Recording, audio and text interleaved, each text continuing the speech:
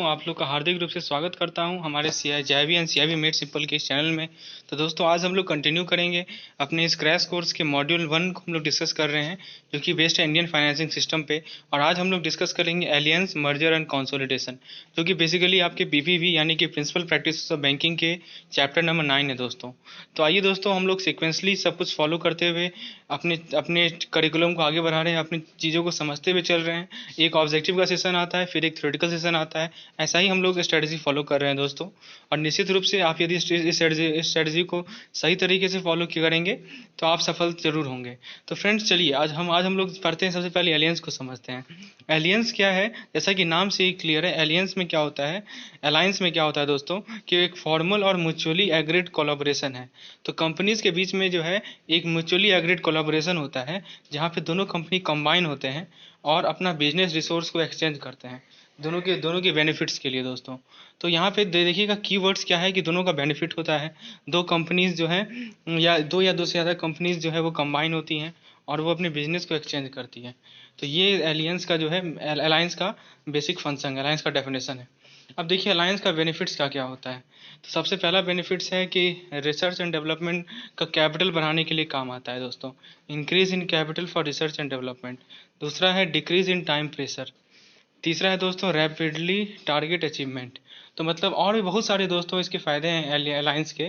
तो आप देख सकते हैं कि जब दो कंपनीज मिलकर आपस में म्यूचुअल बेनिफिट्स के लिए यदि काम करती है तो उसे हम लोग अलायंस कहते हैं। तो इसमें क्या होता है कि R&D के लिए, रिसर्च एंड डेवलपमेंट के लिए कैपिटल बढ़ता है, टाइम प्रेशर घटता है और रैपिडली टारगेट अचीवमेंट, टारगेट जल्दी अचीव होता है दोस्तों। इसके बाद आता है दोस्तों हमारा मर्जर। तो मर्जर हमारा दूसरा पार्ट है।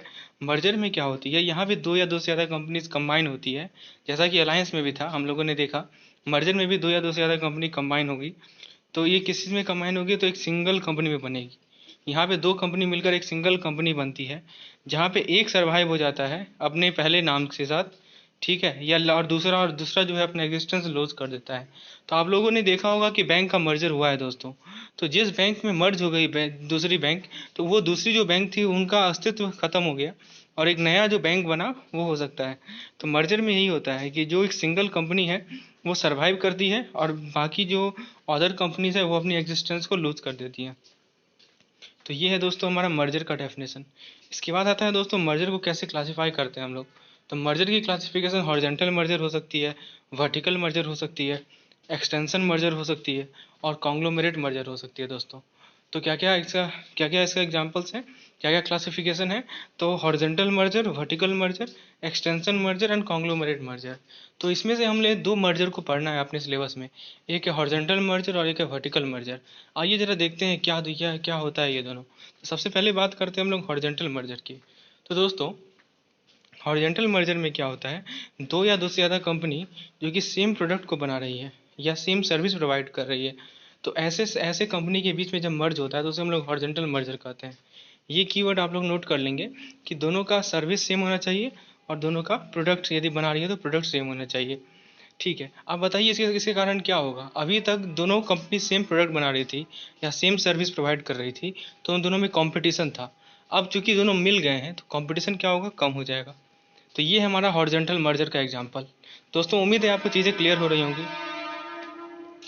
अब फ्रेंड्स हॉरिजॉन्टल मर्जर के बाद आती है बात वर्टिकल मर्जर की। तो दोस्तों वर्टिकल मर्जर में क्या होता है, यहाँ भी दो कंपनीज मर्ज होती है, ठीक है। अब देखिए इन दोनों कंपनीज में एक कंपनी जो है वो गुड्स का सप्लायर है, ठीक है, और वो या तो गुड्स सप्लाई करेगी या सर्विस प्रोवाइड करेगी, किसे, तो दूसरे को, ठीक है। तो इसके कारण क्या होगा कि जो हमारा ओवरऑल इफिशियंसी है which leads to improving the efficiency, इसी कारण ये होता है कि हमारा जो इफिशियंसी होता है पूरे ओवरऑल सिस्टम का वो बढ़ जाता है। तो हॉरिजॉन्टल मर्जर में हम लोगों ने क्या देखा कि दोनों के दोनों कंपनीज सेम सर्विस प्रोवाइड कर रही थी या दोनों के दोनों कंपनीज सेम प्रोडक्ट बना रही थी और दोनों मर्ज हो गए, ठीक है। इसी कारण क्या हुआ, कंपटीशन रिड्यूस हो गया। और वर्टिकल में हम लोगों ने क्या देखा कि यहाँ भी दो कंपनी मर्ज कर रही है, लेकिन एक जो है सप्लायर है गुड की या सर्विस की दूसरे को, मतलब एक जो है अपना गुड्स को सप्लाई करेगी या सर्विस प्रोवाइड करेगी दूसरे को। इसी कारण क्या होगा कि हमारा एफिशिएंसी जो है वो इम्प्रूव होगा। तो ये बेसिकली डिफरेंस है हमारा हॉरिजॉन्टल मर्जर और वर्टिकल मर्जर के बीच में। अब बात आती है दोस्तों कंसोलिडेशन। तो कंसोलिडेशन को आइए समझते हैं। यहाँ भी क्या होगी, दो या दो से ज़्यादा कंपनी जो है वो कंबाइन होगी, ठीक है। ये कंबाइन होकर एक सिंगल नया कंपनी बनती है, जिसके कारण क्या होता है कि आइडेंटिटी दोनों कंपनीज का लॉस हो जाता है। ठीक है दोस्तों, तो यहाँ पे जो तीसरी नई कंपनी बनेगी कंसोलिडेशन में क्या होगा कि दो से ज़्यादा कंपनी मिलके एक सिंगल नई कंपनी बनती है, जिसके कारण क्या होता है कि जो आइडेंटिटी है दोनों पहले वाली कंपनी का वो लॉस हो जाता है। तो दोस्तों इस प्रकार से हम लोगों ने अलायंस देखा, हम लोगों ने कंसोलिडेशन देखा और हम लोगों ने मर्जर देखा। और हम लोगों ने तीनों के केस में देखा। अलायंस के केस में क्या था कि जो हमारे दो कंपनीज थे वो अभी भी काम कर रही हैं, लेकिन म्यूचुअल बेनिफिट्स के लिए काम कर रही हैं। पहले दोनों अलग अलग बेसिस पे काम करती थी। इसके बाद अलायंस के बाद हम लोगों ने मर्जर में देखा कि यहाँ भी दो कंपनी मर्ज होकर एक नया कंपनी बनाई है। ठीक है दोस्तों, लेकिन जो जो कंपनी मर्ज हुई वो अपना अस्तित्व खो दी, लॉस्ट हिज एग्जिस्टेंस। ठीक है दोस्तों, और हम लोगों ने तीसरा देखा कंसोलिडेशन। इसमें क्या होती है कि वो दोनों इंडिविजुअल कंपनी, मान लीजिए ए और बी है, जो मिलकर सी को बना रही है, तो ए और बी दोनों के दोनों ही अपने एग्जिस्टेंस को लूज कर लेते हैं। So both of them lose their existence. तो ये बेसिक डिफरेंस है हमारा मर्जर, कंसोलिडेशन और हमारा अलायंस में। ठीक है दोस्तों, अब एक और टर्म है दोस्तों, वो है एक्विजिशन या टेक ओवर। तो इसमें क्या होता है कि एक कंपनी या एक कंपनी जो है वो क्या करती है कि दूसरे कंपनीज के स्टेक में ऑनरशिप को खरीदती है दोस्तों। तो नाम ही क्लियर है इससे, एक्विजिशन या टेक ओवर। तो फ्रेंड्स ये था हमारा चैप्टर नंबर 9। इसमें आपको बेसिकली इन्हीं सभी चीज़ों को समझना है। अब हम लोग डिस्कस करते हैं दोस्तों अपने पीपीवी के चैप्टर नंबर 10 का, जो कि बेस्ड है credit information company, fair practice code and BCSBI। क्योंकि ये दोनों छोटे छोटे टॉपिक्स हैं, इसलिए मैं इसे एक ही चैप्टर के अंदर कवर कर रहा हूँ, एक ही लेसन के अंदर कवर कर रहा हूँ दोस्तों। तो आइए ज़रा देखते हैं इस टॉपिक से रिलेटेड क्या क्या मेन महत्वपूर्ण पॉइंट्स हैं। दोस्तों ये जो मेरा नोट्स है इसमें सारे के सारे इंपॉर्टेंट पॉइंट्स कवर्ड हैं। तो यदि आपको इसकी PDF की रिक्वायरमेंट है तो आप क्या कर सकते हैं, नीचे डिस्क्रिप्शन में आपको एक लिंक मिलेगा मेंबरशिप का, उसे आप क्लिक करेंगे, चैनल का मेंबर हो जाइए, आपको मैं अपडेटेड वीडियो प्रोवाइड करता रहूँगा। चलिए दोस्तों हम लोग चैप्टर नंबर 10 को देखते हैं। इसमें सबसे पहला जो चीज़ है वो है क्रेडिट इन्फॉर्मेशन कंपनी। ये क्या होती है? ये बेसिकली एक संस्था है जो कि क्या करती है, लोन रिलेटेड डाटास को कलेक्ट करती है, उसे एनालाइज करती है। ये लोन रिलेटेड डाटा किसके होते हैं? तो ये इंडिविजुअल्स के होते हैं, कंपनीज के होते हैं। तो दोस्तों ये ऐसे इंडिविजुअल्स या कंपनीज हैं जिन्हें परमिशन मिला गया है ऑपरेट करने के लिए, किस एक्ट के तहत? तो क्रेडिट इन्फॉर्मेशन कंपनीज एक्ट 2005 के तहत।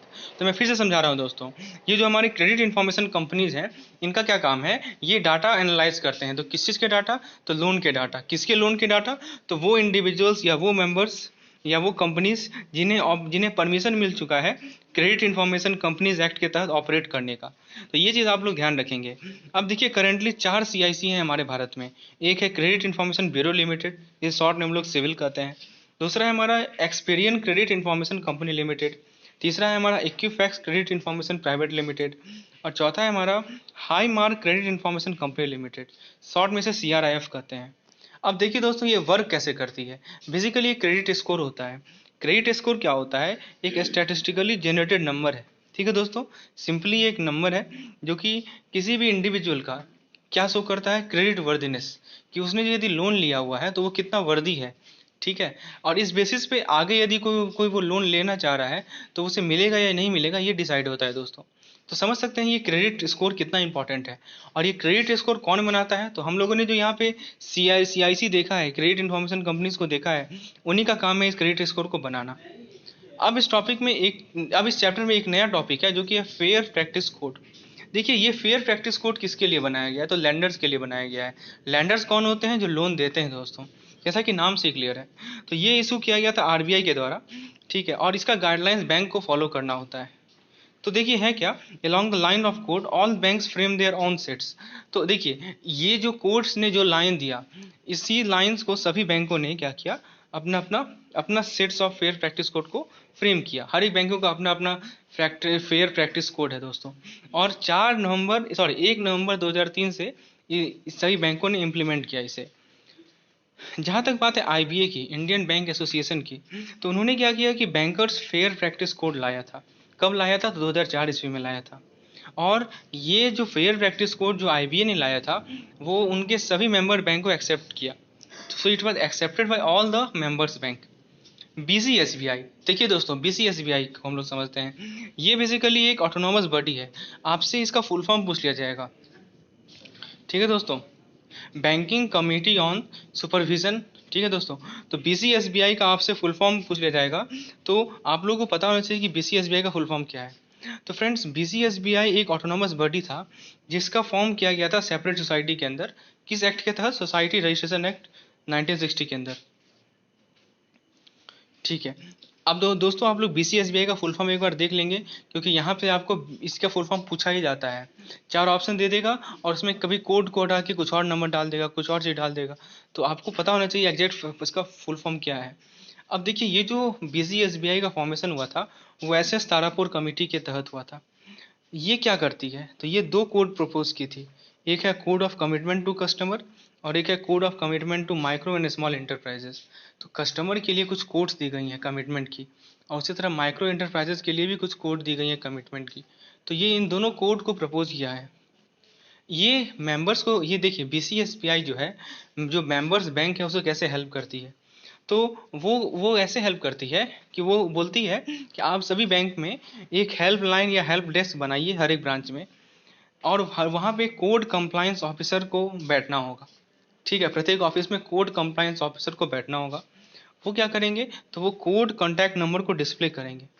ठीक है दोस्तों, उनका क्या काम है? वो कोड कॉन्टैक्ट नंबर को डिस्प्ले करेंगे, और साथ ही साथ बैंकिंग ऑम्बर्समैन की डिटेल भी वो डिस्प्ले करेंगे दोस्तों। अब RBI ने क्या किया 2014 ईस्वी में? उसने कॉन्स्टिट्यूट किया CRILC। दोस्तों फुल फॉर्म नोट कर लेंगे आप, central repository of information on large credit. इसका क्या काम था? इसका काम था स्टोर करना और डाटा को पब्लिश करना। इस डाटा को स्टोर करती थी और डाटा को पब्लिश करती थी। किससे से रिलेटेड? तो सारे जितने भी बोरोवर्स हैं, जितने भी लोन ले चुके हैं, उनके क्रेडिट एक्सपोजर से रिलेटेड। और वैसे बोरोवर जिनका क्रेडिट एक्सपोजर 5 करोड़ से ज़्यादा है, तो उन सभी बोरोवर्स के डाटा को स्टोर करना, उसे कलेक्ट करना और उसे पब्लिश करना, ये CRILC का काम था। और ये 2004 में इस्टेब्लिश हुआ था, 2014 में इस्टेब्लिश हुआ दोस्तों। तो फ्रेंड्स, इस टॉपिक से रिलेटेड जितने भी महत्वपूर्ण बिंदु थे उसे हम लोगों ने यहाँ पे डिस्कस कर लिया। तो फ्रेंड्स, आज के लिए इतना ही। दोस्तों यदि आपको ये वीडियो पसंद आया हो तो एक लाइक बटन जरूर दबा दें, चैनल को सब्सक्राइब कर लें, यदि आप नए हो तो बेल आइकन को प्रेस कर दें ताकि नोटिफिकेशन तुरंत मिल जाए, और इसे ज़्यादा से ज़्यादा लोगों तक शेयर करें दोस्तों। धन्यवाद।